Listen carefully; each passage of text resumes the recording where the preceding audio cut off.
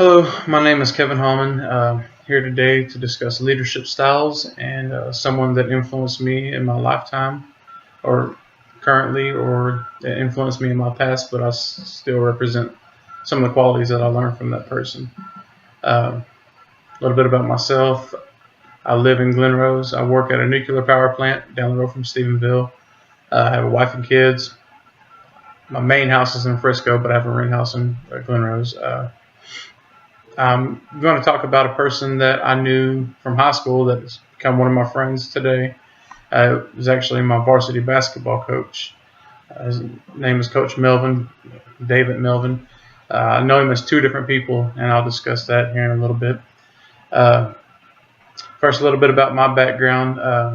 I've always considered myself a leader, vocal in the locker room throughout any sport, any project that I'm on, even in high school as far as or college, any project that I'm in, I'll take the initiative to ensure that we finish. I strive to make a high grade. My GPA has always been top tier. It's a competitive nature within me to do my best, and that's kind of my biggest quality, but it's also my biggest downfall because some others may think I'm competing against them when I'm really not. I'm competing against myself. Anyways, moving forward, I had a rough upbringing. I didn't have a father figure. My mom was married to a man that there's a lot of physical and mental abuse with both the kids and my mom. We had to watch and endure a lot. So I lacked that fatherly type leadership or person that I can lean on or go to. Uh, Coach Melvin, I had him. He was my varsity basketball coach from my sophomore year until I graduated my senior year.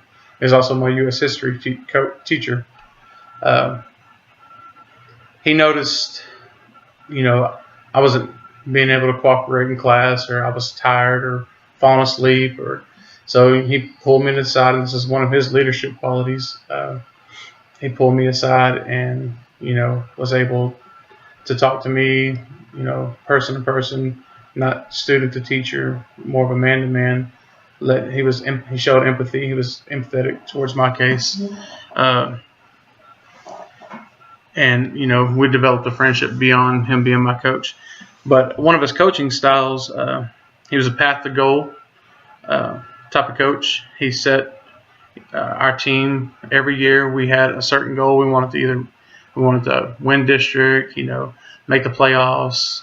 We didn't have too good of a team, so the goals he set were accomplishable. Making the playoffs didn't necessarily mean we had to win our district. But he also realized that each one of us were different. We got punished as a team if one of us, didn't do what we were told. The whole team would be punished. Nobody on the team ever got mad or upset or talked negatively. This guy's the best guy you'll ever meet. One of the best guys you'll ever meet. He had a very directive leadership style, like I said. And directive leadership involves structure, setting guidelines and standards. Typical guideline or standard in high school is, 70 or above, you get to play. No. You had to maintain that B average, 80 or above, or else you didn't get to see the floor. You had to practice, but you couldn't see the floor, which was fine. I strived for A's and made all A's throughout my whole high school career, and I just think it made me a better person, and it kept me upbeat and ensuring that I worked harder towards my goal. We had to write down our goals each year, how we wanted to finish in our class this year, what our GPA should have been. And he reviewed them every year.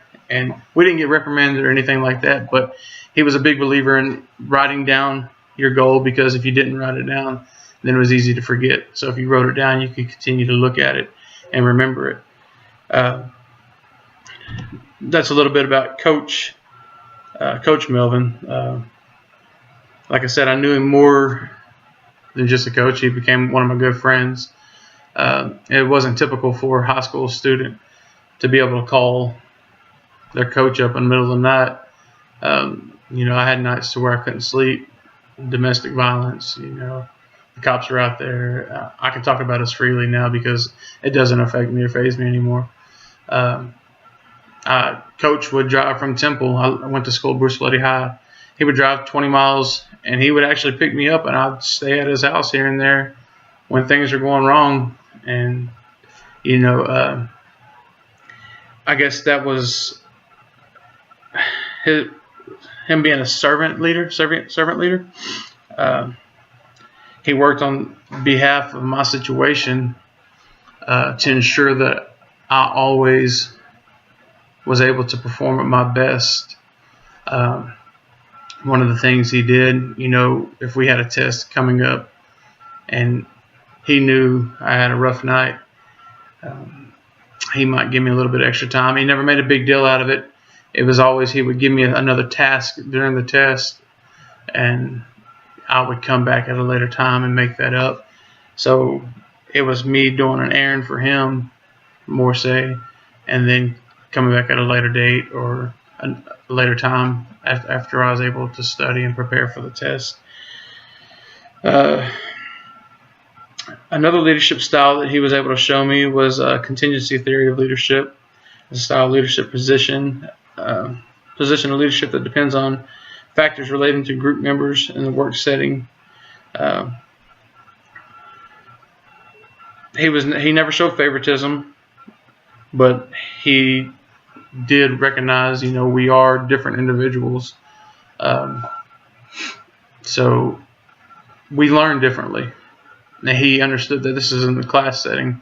Of course, he's trying to teach 22 to 25 students at one time, but he would always take the time to show other students if they weren't understanding. He would try to figure out another way to convey the message so that he wasn't leaving anyone behind. And that's big today. I've learned, really how to be a man, how to respect, everyone that's around me, treat everyone equally as a human being, and never judge anyone, and you never know what kind of day or what kind of life someone lives. And that, through my personal experience, I understand that fully, but I guess I really didn't truly understand that until I made it to the real world. And my coworker may be having a bad day, or just they could be very introverted, and you never know why. So learning empathy from him really has helped me go a long way. He taught me, that everyone is different. So you can't speak to people in the same tone, because some things might mean different. Some things might be different to other people, different cultures, different backgrounds. So understanding that and being able to process that and move forward and dissect the problem or situation that you have, it definitely helps. I'm taking this class mainly because I do want to be a leader. I do want to be a manager, supervisor, and move up. Maybe not necessarily in the company that I'm currently in. I want to be in the sales, maybe IT part of the sales field, and information technology.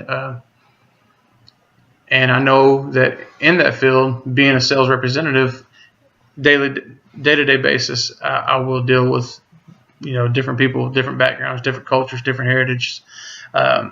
Certain gestures might, mean certain things, body language. And I really believe that without, Coach Melvin, David Melvin in my life, I wouldn't be the person I am, because he came to me at a rough time when I really couldn't trust anyone because of the situation I was in. And he showed me that, there are good people willing to help and be there for you if you can open up and allow them to. So not only did he teach me, leadership styles, he taught me morals, ethics that come along with being a good person. yeah, we all have our bad days, and we shouldn't judge someone based upon their bad day. But hopefully I didn't ramble too much. He's a great guy. I still see him, like I said, 2 to 3 times a year. I wish it was more, but we have our own lifestyles. I have 3 kids now, so it's hard to get away from the munchkins.